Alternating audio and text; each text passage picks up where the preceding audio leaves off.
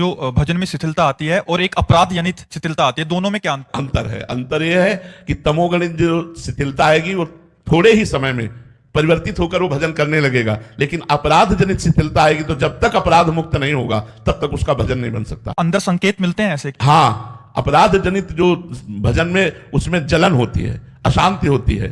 हाँ, जो तमोगुण जनित होती है तो उसे समझ में नहीं आता, निद्रा प्रमाद आलस्य ये चीजें लगेंगी, लेकिन उसकी भजन प्रियता बनी रहेगी। तमोगुण है, भजन नहीं हो रहा, लेकिन भजन प्रियता कि हमसे भजन नहीं हो रहा, भजन प्रियता बनी रहेगी और थोड़ी देर में भजन प्रियता जागृत हो जाएगी। लेकिन अपराधी की भजन प्रियता ही खत्म हो जाएगी और भोग प्रियता और जलन और अशांति एक चित्त में बहुत तरह के व्यवधान उपस्थित हो जाएंगे और वो जब तक अपराध मार्जन नहीं होगा तब तक उसका भजन नहीं होगा। पर जी बहुत से साधक ऐसे आते हैं क्योंकि एकदम भजन की शिथिलता आ जाती है तो फिर अपराध बन गया, समझ भी नहीं आ रहा कि तमोगुणी जनित मतलब शिथिलता है या मतलब तमोगुणी जनित 2-3 घंटा 4 घंटा, इसके आगे नहीं। और 2-3 दिन तक अगर लगातार ऐसा अपराध, या तो 2 दिन 3 दिन तक, या तो भोजन अशुद्ध हो गया 2-3 दिन, और अगर इससे भी ज्यादा चलता है तो अपराध। तुम्हारा जी क्या करे उस समय? हमें क्योंकि गुरुजनों तक पहुंचनी है कि हम पहुंच पाए और मतलब 2-3 दिन तक समझ नहीं आ रहा तो उस समय साधक क्या? देखो, जैसे तमोगुण बढ़ रहा है, हमको लग रहा है हमारे भजन में शिथिलता हो रही, उपवास एक दवा है। तुरंत उपवास करो, उपवास करते ही सत्वगुण आ जाएगा। हाँ, जो भोजन जनित या तमोगुण जनित भजन में कमी हो रही, उपवास से तुरंत ठीक हो जाएगा। 24 घंटे का उपवास, 12 घंटे का उपवास, जैसे आपको लगे उपवास करो, जल है, फल है, इससे काम चला लो तो आप देखो आप सत्वगुण आ जाएगा। अगर इस पर भी भजन नहीं हो रहा तो आपका अपराध है। आप चिंतन करो, किसी न किसी संत महापुरुष के प्रति, कोई न कोई भक्त वैष्णव के प्रति आपकी गलत बात निकल गई, निंदा सुन ली या निंदा कर दी, और अगर आपको जानकारी लगती है कि हमारे द्वारा ऐसा हुआ तो संत महापुरुष के चरणों में जाकर नमन करो, क्षमा याचना करो। अगर वो उनकी प्राप्ति नहीं हो पा रही, वो बहुत दूर तो मन से प्रार्थना करो, भगवान से प्रार्थना करो तो शांति मिल सकती है। पर जी आपने एक बार परिक्रमा भी एक साधन बताया था कि परिक्रमा कर लो। रोग के अनुसार है, बुखार एक तरह का थोड़ी होता है, कई तरह के बुखार होते हैं, कई तरह के टेबलेट होते हैं, तो सबको एक ही बात थोड़ी होती है। जो जैसा मरीज सामने आया उसके लिए वैसी दवा होती है। अब सबके लिए परिक्रमा थोड़ी है। आप मान लो कोई ऐसा वृद्ध है, कोई ऐसा है, मान लो वृंदावन नहीं आ पा रहा है, अब वो कैसे कैसे वृंदावन की परिक्रमा, तो आप वही मन से चिंतन करो, हे विश्व के समस्त व्यक्त अव्यक्त महापुरुषों, हे भगवान के परम प्रेमी भक्तजनों, मेरे से जाने अनजाने में यदि अपराध बन गया हो तो नाथ आप भगवत स्वरूप में आप क्षमा करो, प्रभु क्षमा करो। बार बार ऐसी प्रार्थना करो, देख लेना वो अपराध मोचन हो जाएगा। या फिर सामने वो संत आ जाएंगे, आपके ध्यान में वो संत आ जाए तो जान लेना वहां जाना पड़ेगा और वहां जाकर उनसे क्षमा याचना करना पड़ेगा, क्योंकि संत अपराध फिर भजन नहीं होने देता। यदि सही भजन हमारा करना है तो न किसी की निंदा सुने, न किसी की निंदा करे, न हम परदोष दर्शन देखे, तो हमारा भजन बढ़ता चला जाएगा। जी, कि सारी रिद्धियां सिद्धियां मेरे में आ जाएं, मैं जब चाहूं सूरज निकले, जब चाहूं बारिश हो, मैं जो सोचूं वही हो, जैसा चाहूं वही हो। कोई तो मंत्र बता दो मुझे। आज तक इतने महात्मा हुए, इतने ब्रह्म ऋषि हुए, इतने बड़े बड़े, किसी ने क्या सृष्टि के क्रम को परिवर्तित कर पाया क्या? भैया राधा राधा कहो, तो भगवान की शरण में रहो, अच्छे आचरण करो, माता पिता की सेवा करो, कोई भी गलत आचरण ना करो, तो पहले मनुष्यता आ जाए हमें, फिर देवत्व आ जाए, फिर भगवत भाव आ जाए। ऐसे चलो आप तो बिल्कुल भगवान के भी आगे बढ़ना चाहते हो। ऐसा तो आज तक किसी की पावर नहीं, किसी की सामर्थ्य नहीं, इतने महात्मा हो गए। हाथ क्षण 2 क्षण के लिए सूर्य को रोक दिया है, जैसे गोकर्ण जी ने रोक करके प्रश्न किया।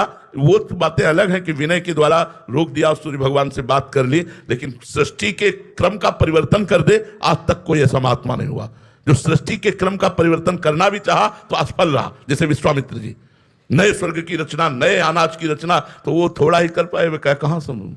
आज भी त्रिशंकु उल्टा लटका हुआ है, स्वर्ग नहीं जा पाया। विश्वामित्र जी ने अपने तपोबल से स्वर्ग भेजा, वहां से धक्का लगा दिया तो आज भी उल्टा रखा, और उसी की लार बहती जिसे कर्मनाशा नदी कहते हैं। हमारे जी एक आदि सिद्धि का ही मंत्र बता दो। नहीं, सब सिद्धियां आ जाएंगी, लेकिन ये सिद्धि कि सूर्य को मतलब जब चाहे उदय करें, जब चाहे, ये तो केवल भगवान में, दूसरे में नहीं, ये केवल भगवान में। और अब आप भजन करके भगवान बन जाओ तो बात अलग है। हम तो अभी तक दास भी सही नहीं बन पाए, पूरा जीवन हो गया, अभी तक हम ये घोषणा नहीं कर सकते कि मैं भगवान का सच्चा दास हूं। लगा हूं अब सच्चा हूं कि कच्चा है भगवान जाने, पर उनके दास, तो भगवान के दास बनने की कोशिश करो यार, भगवान बनने की कोशिश मत करो, भगवान के दास बनने को। नाम जब करते हो है कितना, आधा घंटा में सूर्य रोक लोगे। यार चलो हंसा तो दिया तुमने सबको कम से कम। जी, एक हमने स्वयं आंखों देखी बात कह रहे हैं, हम उस स्थान का नाम नहीं लेंगे, बहुत प्रसिद्ध स्थान है और गंगा किनारे है। उन महापुरुष का नाम जरूर ले रहे हैं, उनका नाम था स्वामी परमानंद जी।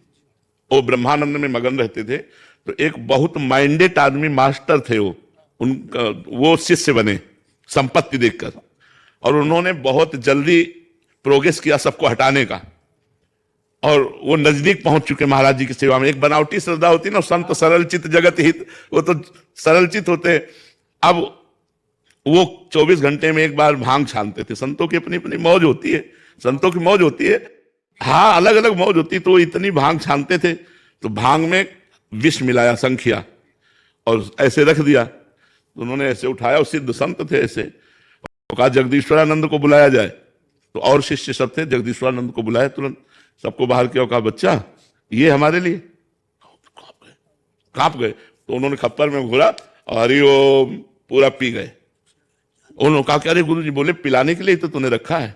और 7 दिन पद्मासन में बैठे रहे, और रोज बुलाते उसको, कहते देख तेरे जहर का कोई प्रभाव पड़ा, देख तेरे जहर का कोई प्रभाव। और ये कोई नहीं जानता था। 7वें दिन कहा अब मैं अपना शरीर अपनी इच्छा से त्यागता हूं, तेरे जहर से नहीं। जो ही उन्होंने संकल्प किया, पूरे शरीर में जहर फैल गया, पूरा नीला शरीर पड़ गया, शरीर छूट गया। उस व्यक्ति को देखा गया कि जैसे पानी आता है और दरारें पड़ जाती है ना मिट्टी में पानी जाने के बाद, ऐसे शरीरों में दरारें पड़ गई, मवाद चूने लगा। और वो चीख चीख के कहता गुरु को जहर देने का मेरी दुर्दशा हो रही, कोई बचा लो। चिल्लाता रहता रात दिन, पलकें ऐसे फैल गई और मवाद निकले। अब वो दुर्गति पूछो मत, तड़प तड़प के रात दिन, हमें लगता है उस दिन से उसको नींद नहीं आई होगी, उस दिन से उसने चैन से भोजन नहीं किया होगा। संत द्रोह बड़ा भयानक है, ये सर्वनाश कर देता है। इसलिए चाहे गुरु भाई से हो या किसी अन्य संत से हो, कभी द्रोह न करे। वो गाली दे तो भी चरणों की तरफ ही झुके, संतों की चरणों की तरफ झुकने में ही मंगल है। और जो संत निंदा करते हो तो बेमतलब अपना नाश कर रहे हैं, बेमतलब अपना नाश कर रहे हैं। जो संत निंदा करते हैं ना, वो बेमतलब अपना नाश। ये भगवान के पार्षद हैं, इन पर हमारे दोष दर्शन करने का अधिकार नहीं है। अगर ये दोष है इनमें कोई, तो रघुनाथ जी जाने, वो ठीक करे। हम तो इनके चरणों को केवल नमस्कार करते हैं कि भगवान के दास है, ऐसे चलना चाहिए। योग कई प्रकार के बताए गए, तो सत्य को कौन सा योग करना चाहिए? नाम योग, भगवान का सुरत योग, कि हर समय भगवान के नाम स्मृति में हम डूबे रहें। सब साधन कर या फल सुंदर, प्रभुपद पंकज प्रीति निरंतर। ज्ञान मार्ग में चित्त वृत्तियों का परमात्मा में, आत्मा में लय है। योग मार्ग में चित्त वृत्ति का निरोध करके परमात्मा के चिंतन में डूबना है। और भक्ति मार्ग में भगवान के मधुर नाम कीर्तन और नाम स्मरण में डूबना है। भगवद स्मृति ही हमारा जीवन है। तदर्पिता अखिलाचारिता तद विस्मरणेन परम व्याकुलतेति। देवर्षि नारद जी आचार्य भक्ति के, उन्होंने तद विस्मरणेन परम व्याकुलतेति, त्रिभुवन की राजलक्ष्मी देने। सार में यही मान्यता है कि थोड़ा सा भी कष्ट आई, प्रतिकूलता आई, भगवान से प्रार्थना किया तो वो सारी प्रतिकूलताएं ठीक हो गई। ये एक मान्यता है कि ऐसा होगा। ऐसा नहीं है, ऐसा नहीं है। अगर प्रारब्ध में आपके दुख लिखा है तो भगवान दुख का संयोग देंगे, लेकिन आपको सहने की सामर्थ्य देंगे। भगवान आपको सामर्थ्य देंगे, आपको विवेक देंगे। अब ऐसा नहीं है कि हम प्रार्थना करें हमारी किडनी ठीक हो गई, ऐसा नहीं है, ऐसा सिद्धांत नहीं है, ऐसा नहीं। अवश्य में वो भोक्तव्यम कृतम कर्म शुभाशुभम, शुभ और अशुभ कर्म को तुम्हें भोगना पड़ेगा, भगवान ने कहा है। जी काफी भक्तों के जीवन चरित्र में देखने को मिलता है कि वो प्रभु उनकी सहायता करने के लिए उतर गए। जैसे मतलब बहुत सारे, ध्रुव जी महाराज, प्रहलाद जी महाराज। तो महाराज जी वो उनकी भक्ति और हमारी भक्ति में क्या अंतर है महाराज? हमारी भक्ति में कोई और है। देखो भगवान कहते हैं, जब माधवदास बाबा को संग्रहणी का रोग हुआ, उसमें बार बार शौच जाती है, तो बार बार शौच निकल रही थी। एकांत में समुद्र के किनारे कुटिया थी, कोई था नहीं, तो बड़ी सुगंध आई। तो उन्हें होश आया, तो ऐसे देखा तो पीतांबर का साफा बांधे हुए 16 वर्ष की अवस्था, और बाबा की मल भरी लंगोटी समुद्र से धो धो के फैला रहे हैं। कहा कौन हो आप? ये ही देखा भगवान कमल नयन, अरविंदाक्ष, श्याम सुंदर। तो रो पड़े बाबा, क्या रे आपके लिए तो हमने अपना जीवन अर्पित किया है, आप ये क्या कर रहे हो? प्रभु आप हमारी लंगोटी धो रहे हो। तो भगवान ने कहा बाबा तुम्हारा कोई और है क्या? बोले आपके सिवा तो कोई और है नहीं। तो बोले जब मेरे सिवा कोई और है नहीं तो मैं ही तो सेवा करूंगा ना। भगवान स्वयं माधवदास जी की लंगोटी धो रहे, भगवान स्वयं अर्जुन जी का रथ हाँक रहे। भगवान कहते हैं पग चापू और सेज बिछाऊं, नौकर बनूं हजाम, हाँकू बैल बनो गडवारो, बिना तनख्वाह रथवान, यही तो मेरे मन में ठनी, भगत मेरे मुकुट मणि।